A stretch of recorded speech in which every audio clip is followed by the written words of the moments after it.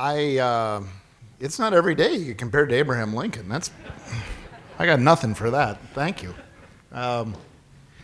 So I will be, in a couple of months, starting my 10th year as president of Colorado State University. And Alan and I were talking earlier. I think in those 10 years, I have spoken from slides 3 times. And the third one is today, maybe. We'll see how that goes. I decided to speak from slides today and build this talk around slides, in part because the imagery is really important, but also because I wanted to just make sure that I got those points across correctly, and I didn't want to be worried about it coming in late at the last minute, and then the slides didn't arrive. And when they arrive, they have the wrong title. So we'll see. It's not completely clear to me what I'm going to be saying to you. And this is probably the last time I will be speaking from slides, I would assume. Let me add my welcome to all of you as well. This event has grown dramatically since it started, and I think the people who put this event on all have a great deal to be proud of. Let's give them a round of applause.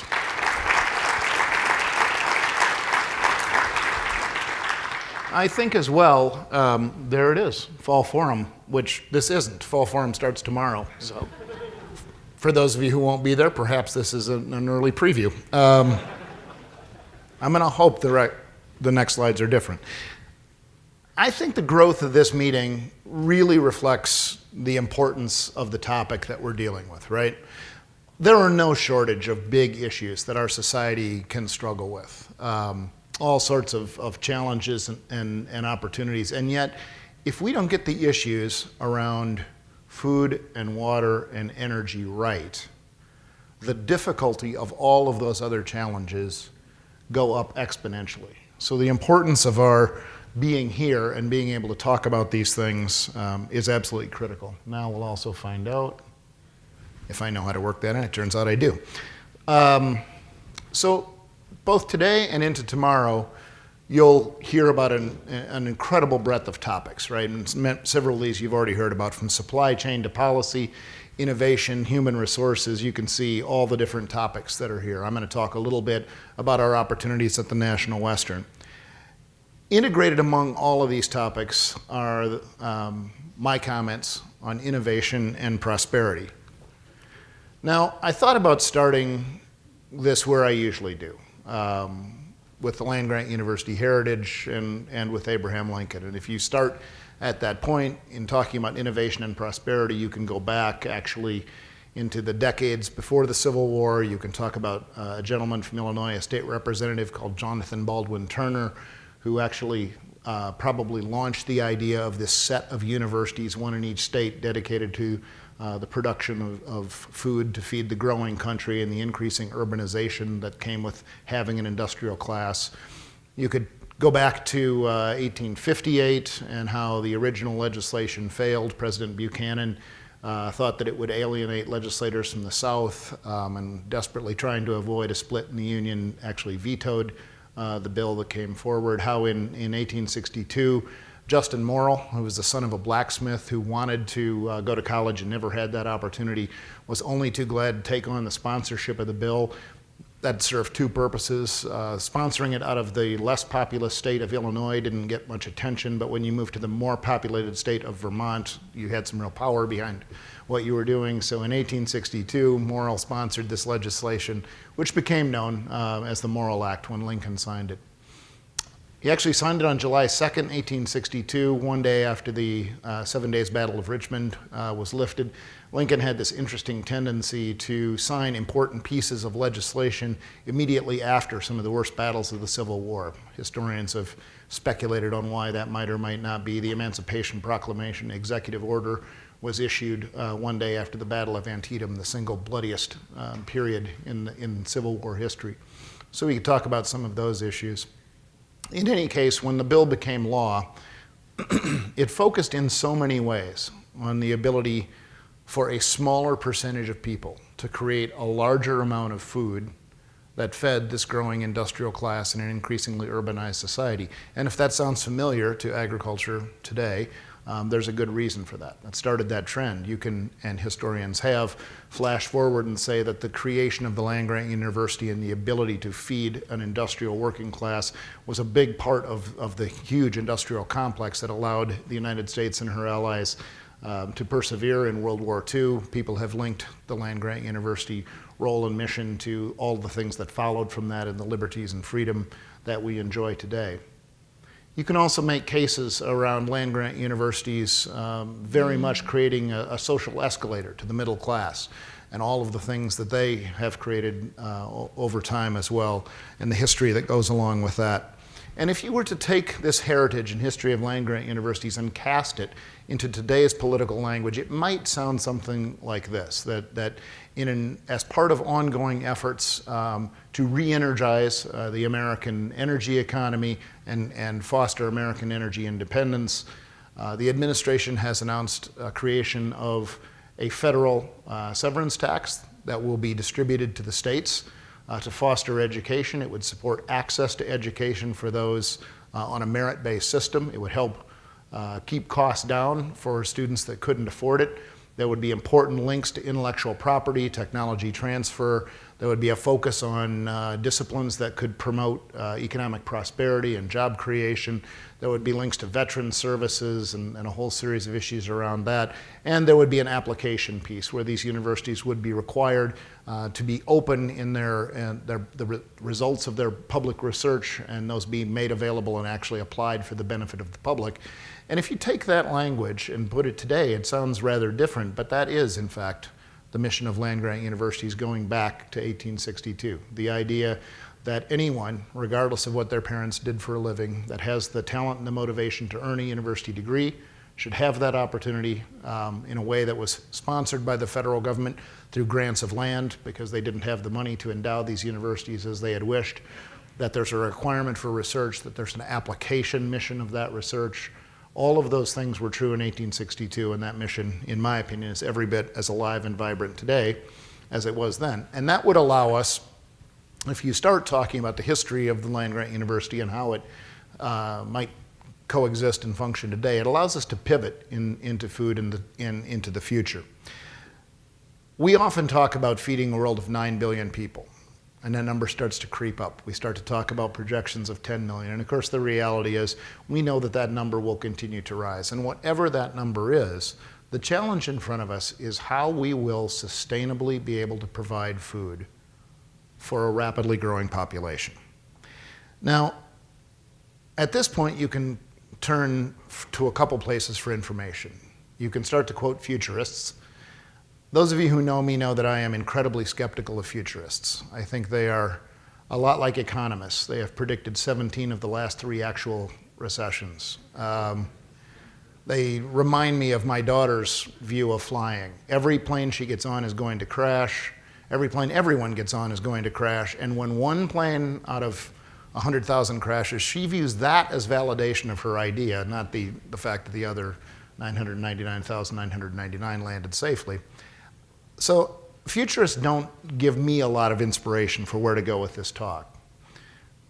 But I do think we can look back at our recent past and extrapolate forward.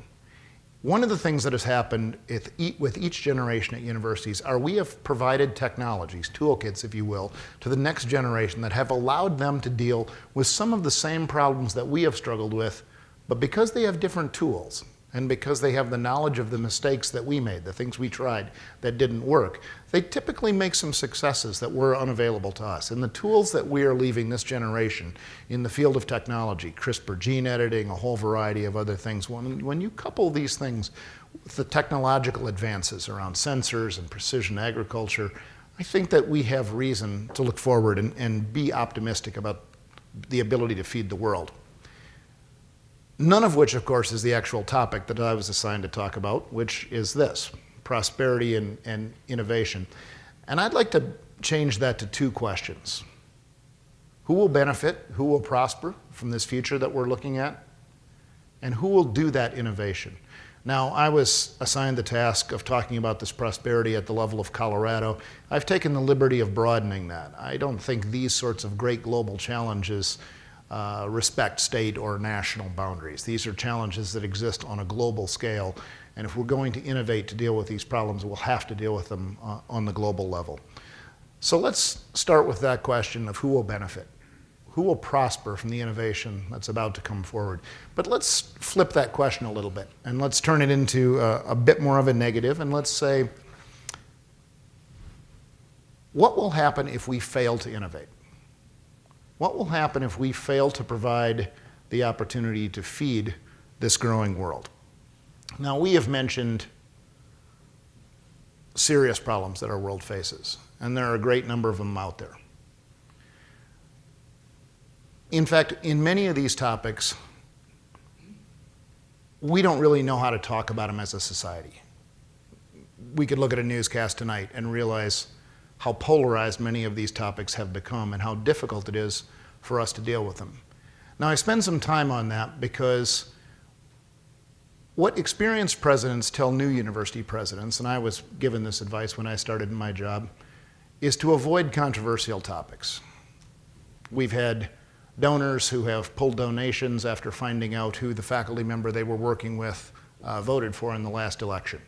There are always people from both sides of the political aisle who have important roles to play in how universities are funded, who may feel a certain way about what a person is or isn't going to say. The conventional wisdom goes, there's just nothing good to come from dealing with a controversial topic from the perspective of a university president, and so just avoid it. And what I could tell you is, since I've been in this job, not perhaps seeking them out, but we've dealt with topics of fetal tissue research. We've dealt with topics of gun control and concealed carry on college campuses. And they certainly are controversial topics. There's not much good that comes from them. You can even get into trouble, as I discovered, talking about a football stadium.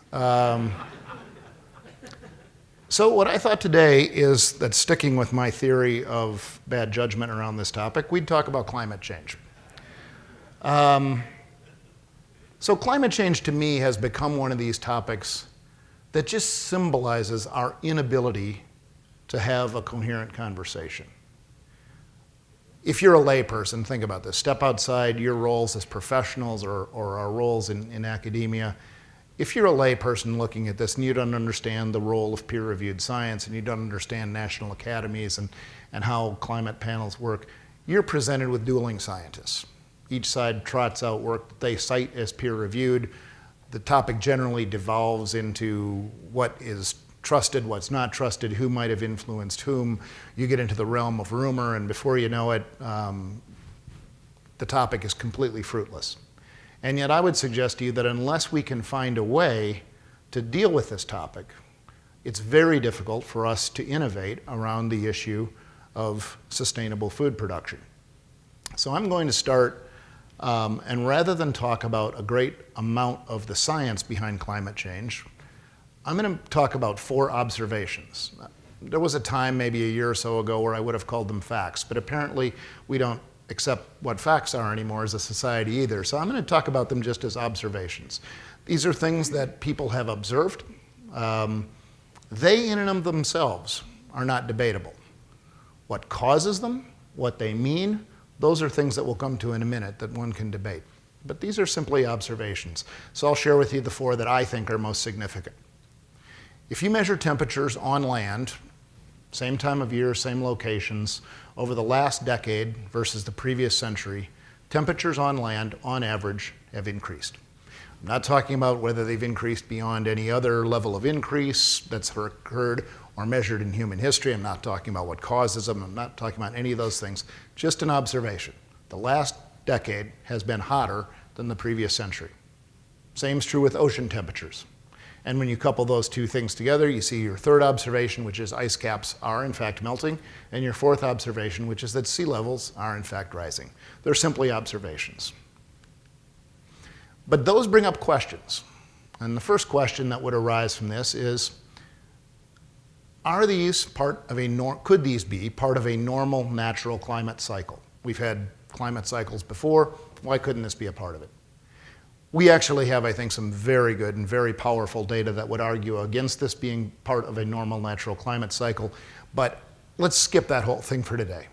I'm hampered about it for my purposes today by not really caring, in that When climate cycles have occurred in the past, they've been associated with things like floods and famines, and my guess is people that are starving from a famine are no more or less hungry if that famine was normal and natural than if it was artificial.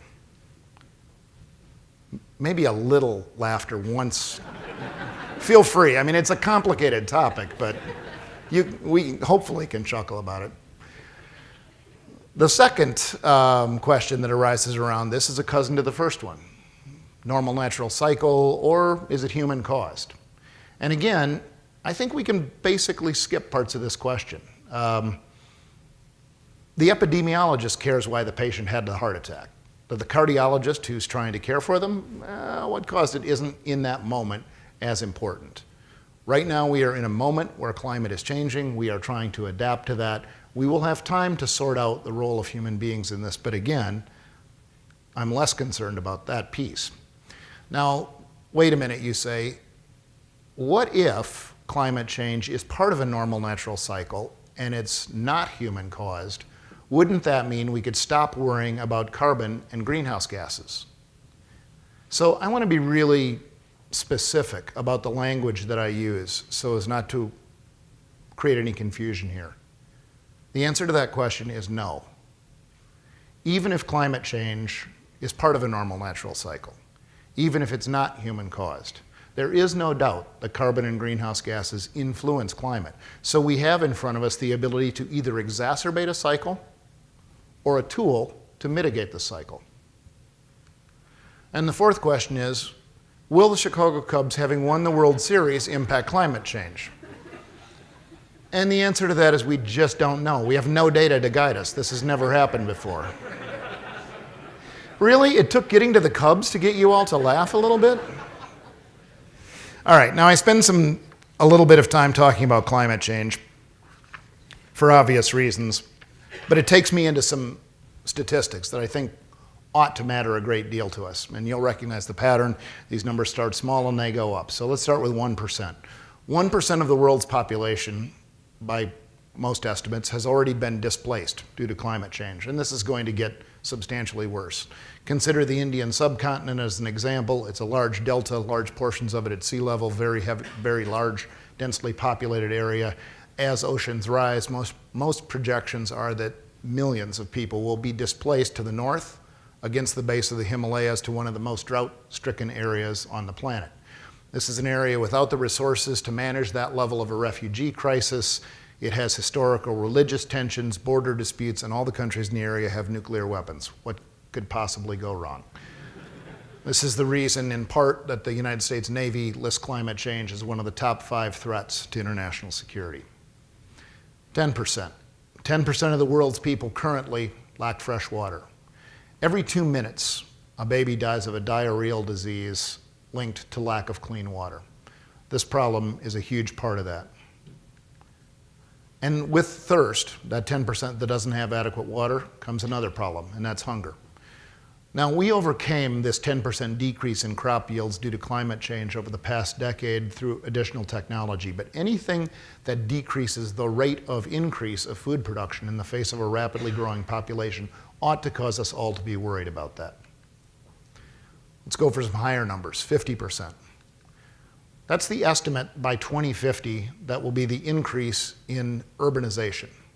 50% increase in the growth of population in urban areas. And if that's true, as these cities become tremendously more complex and put all sorts of stresses and strains on our ability to distribute food and to water and to remove waste, we'll see other statistics like this, 56%, which is the projected increase in energy consumption needed by 2050 to deal with that urbanization. Now, I want to be really clear on this. This is not an anti-energy slide. Energy is vital. I started with it as one of the 3 things we absolutely have to solve, but there are some obvious things that need to be said here. The most abundant and least expensive energy available to us is still fossil fuels. It is still carbon-based. It does still create greenhouse gas emissions. It does interface with this climate cycle. And in the areas of the world where the pressure to increase energy production is the greatest, the most abundant source of fuel is also the dirtiest, and that's coal. And that'll get us into a statistic and a number like this. 92% of the world's population currently breathes polluted air below the WHO standards. How many people, quick show of hands, have been in Korea? And when you're there, have any of you been there during the yellow cloud when it drifts over from China? Anybody who's been there when the pollution actually drifts from the Chinese mainland over to the Korean peninsula knows that these sorts of climate changes aren't going to stay localized.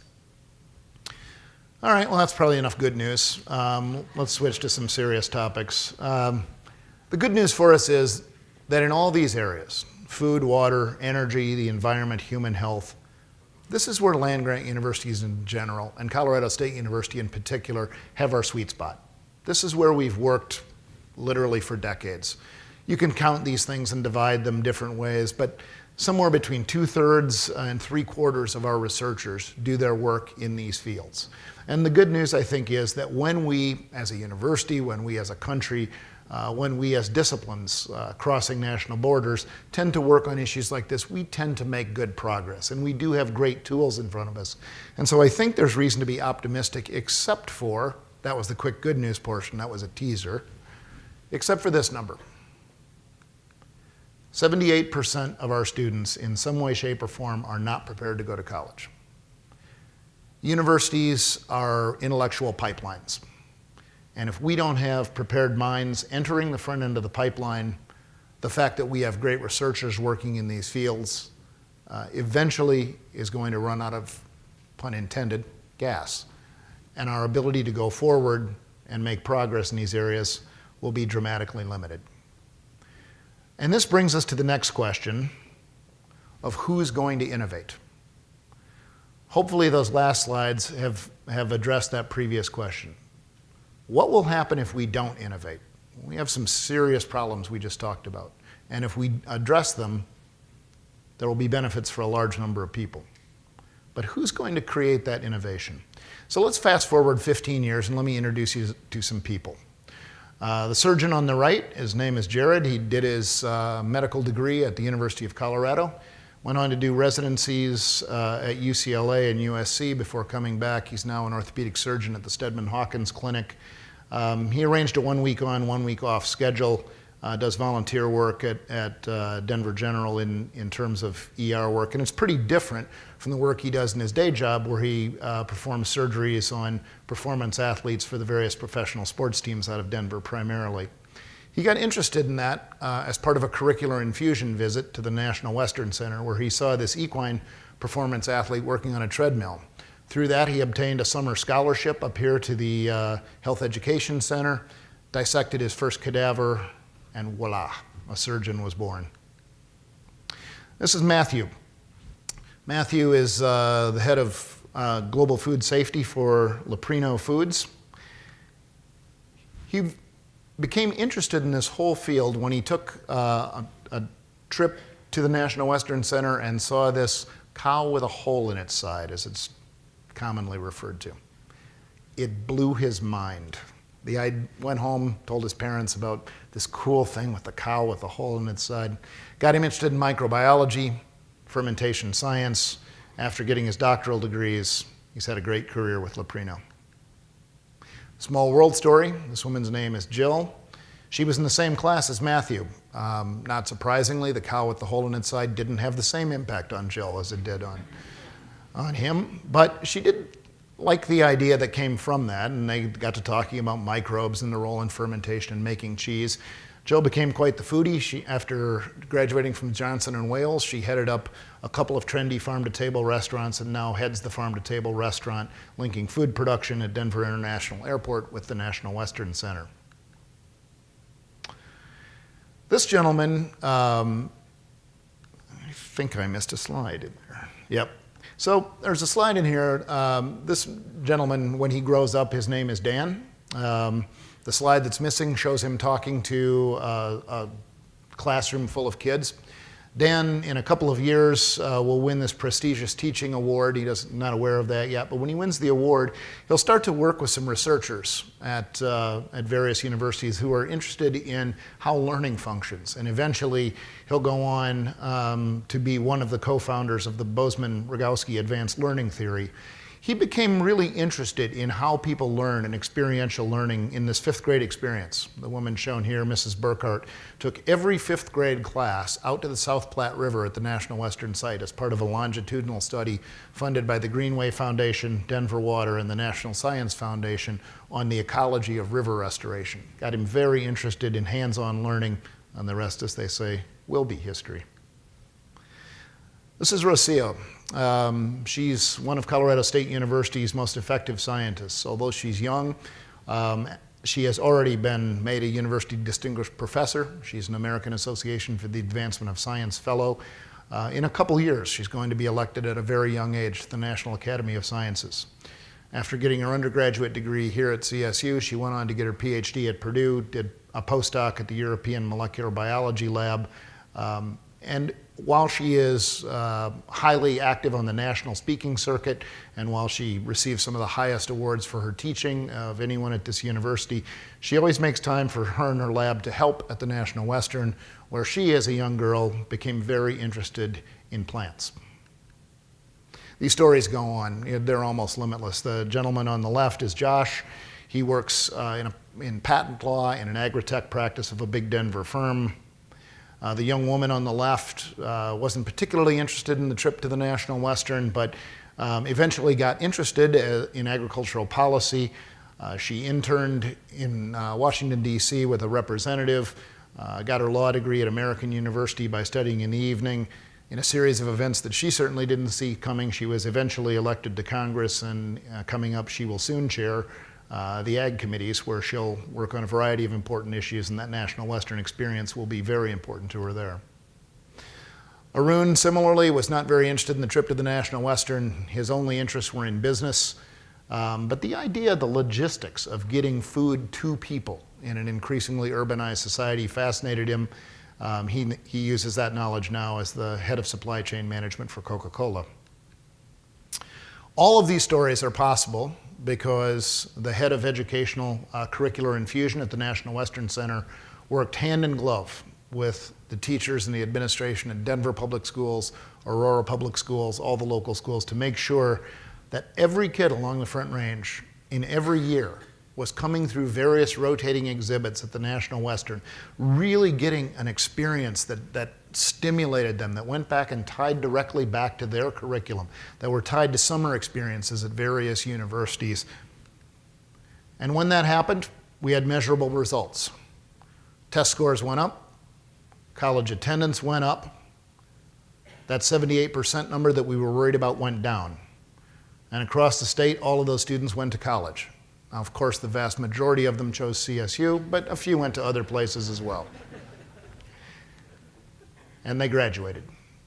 And when they graduated, they became the people that went on to innovate and to create the prosperity and the benefits that we've spent the last half hour talking about. We sit at a pretty interesting moment in history, it seems to me. We face some extremely daunting, almost existential challenges.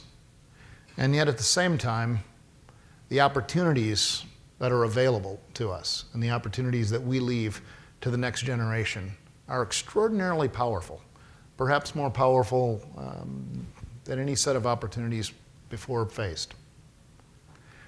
The challenge for all of us, it seems to me, will be to unlock the potential of the human minds that will decide which side of that coin we'll look at. Will we look at the side with the challenges, or will we look at those as opportunities and really make progress? Will we innovate and drive that prosperity for another generation to follow? The good news for us is that unlocking that potential of the human mind is what land-grant universities have done for over 150 years, and I'm confident it's what we'll do for the next 150 as well. Thank you all for attending today. I appreciate your time.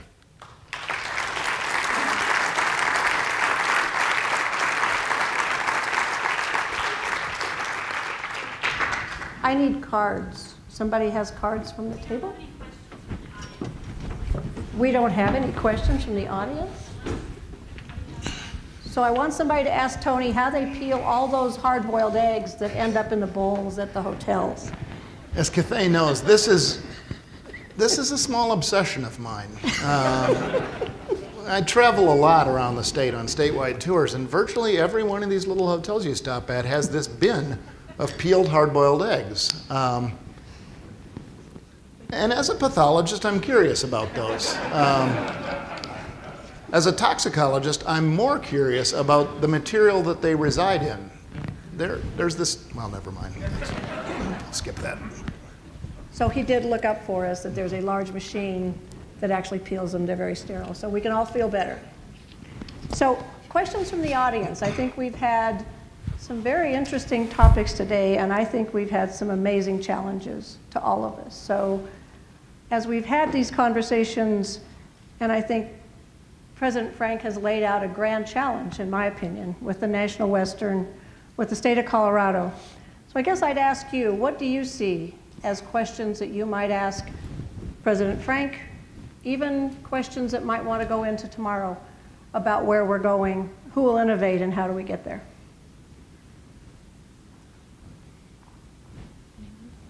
This is what happens when you talk about climate change. Yeah. Commissioner, a brave Indeed. soul. Yes, President Frank. And that's where I'm headed with the climate change component of it, and nothing to do with climate change. I often sit in a chair that much resembles your chair. Tell me about controversy. Tell me about how you handle it. Tell me about how you address it and why you address it, because we know it's uncomfortable.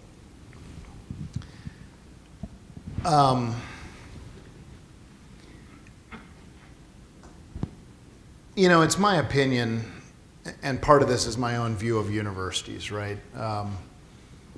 I grew up in on a farm outside a very, very small town.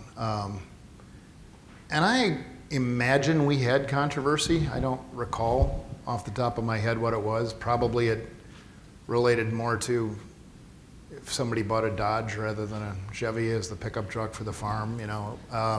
It was a wonderful way to be brought up. Going to a university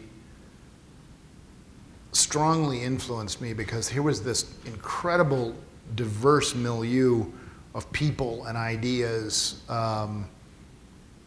that were so different from mine and from what I had seen. And I think what I took away from that, and there were great faculty members involved in, I think, in planting that seed in my mind, was that there's very little that we don't benefit from a robust discussion about, right? Generally, when we sit down and hash out, even passionately, various points of view, we get the answer right a lot more often than we get it wrong when we've talked it through. I think that's true on a societal level. I think it's true on an individual level. The worst decisions I've made as president were ones that I made myself, and by God, I knew what the answer was. And it was only later when you looked around and went, that was really dumb, and I don't have anybody to share that with except me, that you started to think, well, wait a minute, I maybe could have heard from a few more people on that topic.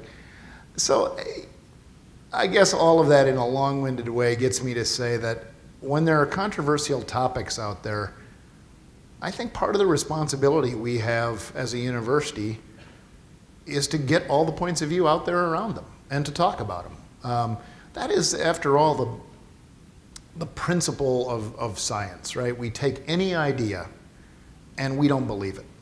We put it up there and we beat on it like a piñata, and if it holds together, we grudgingly grant it the classification of, theory. It explains the facts as we know. It doesn't contradict any of the known facts, but we're always skeptical of it. And through that process, we wind up with things that will stand up to that level of critique and criticism. And I think, although the analogy's inexact, Don, I think even in social controversies, things that may hit us in a different way, we're still better off when we get them out on the table, talk about them, air our ideas, debate them. And I think that's part of our role as a university, and part of my role as president, is to foster those sorts of discussions and create that atmosphere where you can have difficult conversations, and hopefully collectively we can make progress around those issues. Thanks, Don. Other questions? How do you integrate the National Western into the Colorado psyche? Oh, It's hard to read. Yeah, so, I mean, I don't think this is anything where we're just going to flip a switch and it's going to be done, right? I think this is going to be one of those issues. We didn't arrive at our current state of ag literacy overnight. It happened over several decades of fewer and fewer people being connected to food and to food production, and fewer people living on farms. And we're not going to erase that and change it overnight. But if we can come up with reasons, and they've got to be compelling curricular reasons, to get K-12 programs connected through the National Western, I think we have a very real chance to put a big dent in ag literacy and reverse that trend. I think we can have people that are going to come out with a much greater understanding of how their food is produced, the issues that surround that, how important food production is, all of the challenges that American and Colorado agriculture faces. I don't know that you're going to get any of that, again, done overnight, but I think if you come back, let's give ourselves a little bit of time. If you come back in a decade, 2 decades, and look at where we're at, if we do that right at National Western, we'll be able to measure a big difference. so we have time for one last question, because I have a really funky clock thing going here. The tagline for our event is Innovate Locally and Impact Globally.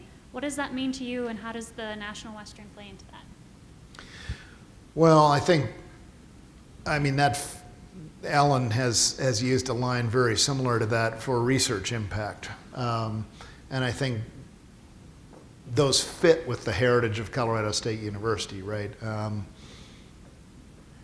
As universities, we do research in certain areas, but what we do on our campuses literally impacts people around the world. I think that, for land grants, this is just in our DNA, right? From 1914 and the creation of the Extension Service, the idea that we had a responsibility to take the knowledge that was being created on these experimental farms with the Ag Experiment Station and on our campuses, and there had to be a way to get it out to people. Well, you had in 1914, a pretty uneducated population. You had limited communication, limited transportation, and I don't think we give it enough credit. The idea that we were going to take a highly educated person and put one of them in each county in every state as a way of pushing this knowledge out into those counties, I think was revolutionary. And you look forward today and you see that almost every university, land grant or not, is connected to this idea of engaging beyond their boundaries, of the work that our faculty do, which is a public asset, being applied for the public good. It's wonderful to see every place doing that, but as I said, I think it's part of the DNA of land grants. I think National Western's an extension of that. Again, it provides a hub, an opportunity, a place where people can come in and experience something they wouldn't see otherwise. And I think that will push out change into a lot of different locations. The research aspects that will come, I suspect, will still probably see more research impact off our main campuses. But I think the National Western will serve as a wonderful showcase for all 3 of the main mission areas of universities, and hopefully not just Colorado State, but they'll show off the importance of education, of research, and of engagement. And the idea that those 3 things, discovering new knowledge, passing it to the next generation, and applying it for the benefit of the society we exist to serve, aren't just simultaneous. They're actually done well, they're synergistic.